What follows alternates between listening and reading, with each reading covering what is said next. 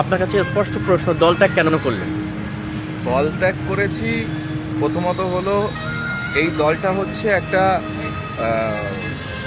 ধর্মীয় ভাবাবেগ নিয়ে সংখ্যালঘুদেরকে ব্যবহার করার জন্য তৈরি হয়েছে, যে কারণেই, এবং যে দলের ভিতরে একটা ধর্মের মানুষকে নিয়ে লাফালাফি করা হয়, পশ্চিমবাংলার সম্প্রীতি বা পশ্চিমবাংলার মাটি সে কথা বলে না, যে কারণেই আমি বেরিয়েছি। তাহলে আপনি দলটা কেন যোগদান করেছিলেন? না, যখন করেছিলাম ভেবেছিলাম আম মানুষের জন্য কাজ হবে, সর্বধর্মের মানুষের কাজ হবে, যে কারণে করেছিলাম।